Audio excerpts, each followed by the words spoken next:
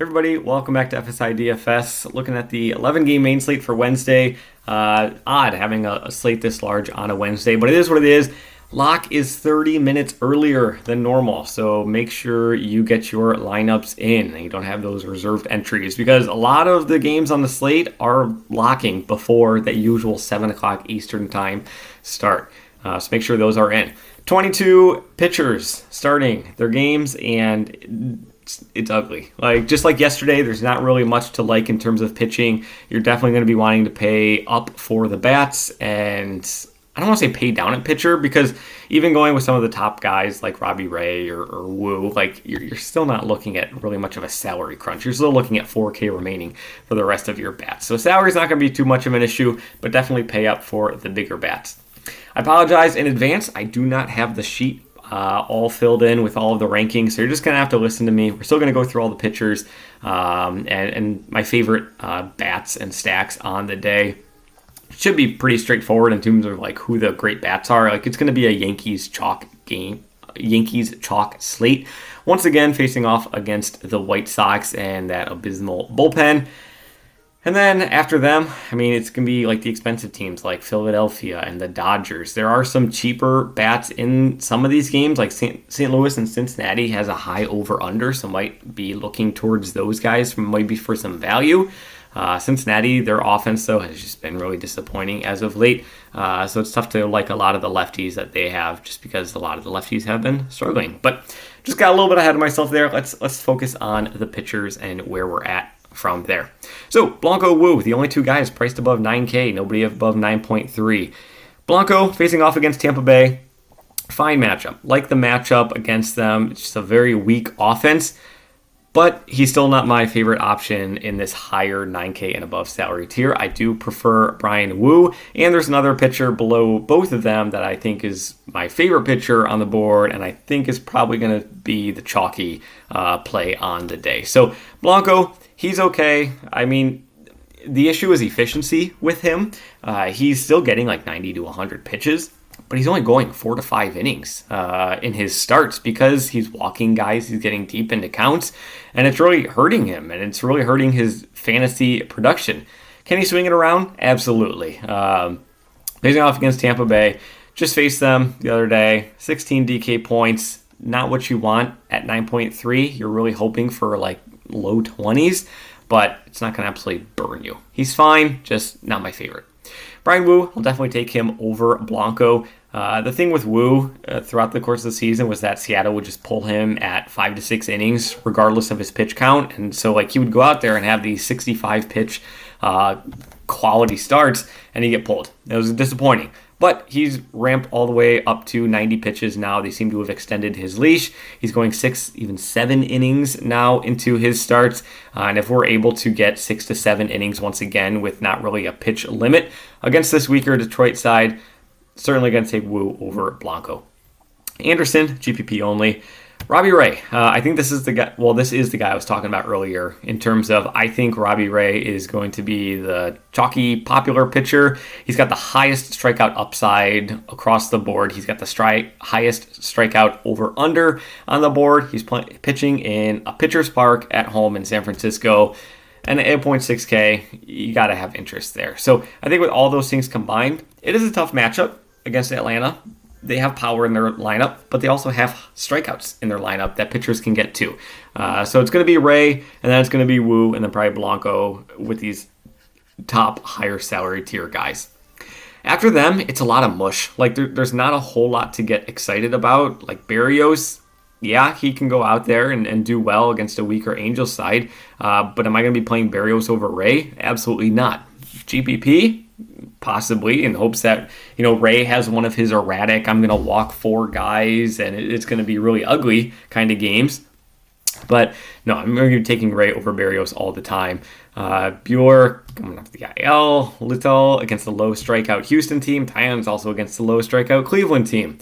Phillips, maybe you could have some interest in him facing off against Miami. Phillips doesn't have super great high strikeout upside, but still he's a serviceable pitcher. We'll just say that in a nice matchup against Miami.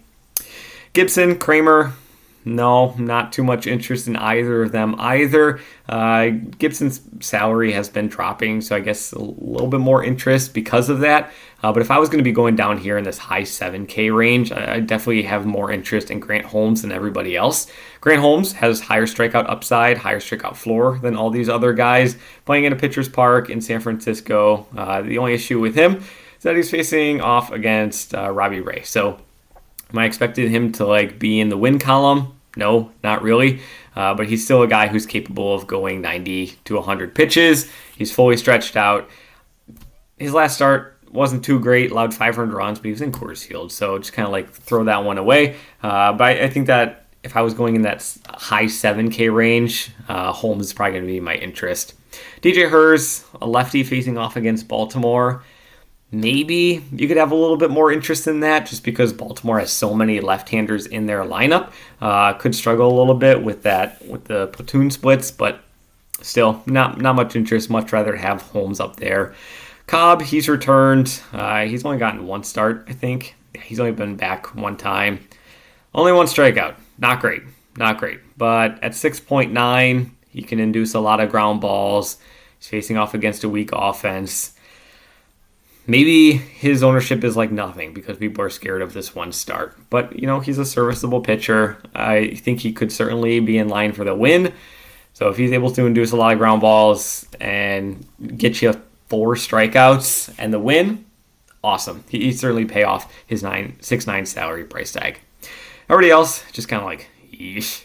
No interest really. Peterson, I guess he could. I think his over-under strikeout prop was 5.5, which was shocking to me because it was juiced to the over as well. Oakland, their bats have certainly settled down as of late, but still kind of shocked me there. But maybe for a strikeout upside kind of GPP play in the low salary tier, maybe you could go with Peterson at 7.3.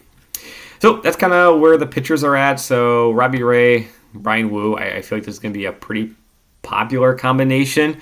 If not Wu, people are going to go to Blanco or pay down and go to guys like Holmes or Peterson or Phillips or whatnot.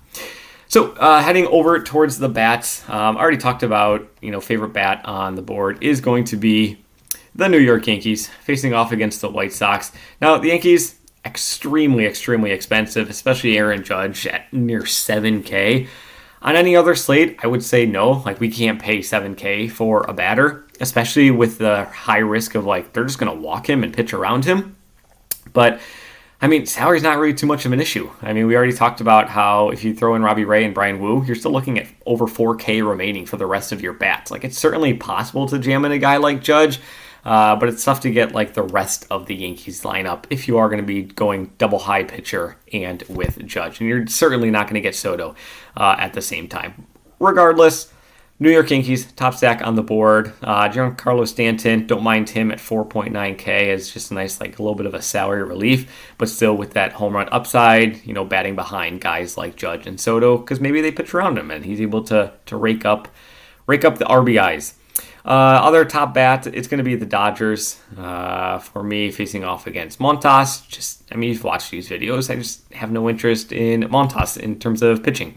Philadelphia is going to be another top stack. Mentioned earlier, St. Louis and Cincinnati, there's a high over-under in this game. I could see this game getting kind of a little out of hand for pitchers on both sides. So I'm looking towards the over in props. I'm looking towards a lot of runs to be scored, and this is where the value I think is going to be coming into play. Yes, you got De La Cruz at 6.3, but after that, on both sides of the plate, only 3 guys priced above 4.5. So they're in a great hitter's ballpark in Cincinnati. They got 2 weak pitchers, bullpen games kind of going, and the St. Louis side hinted to it a little bit.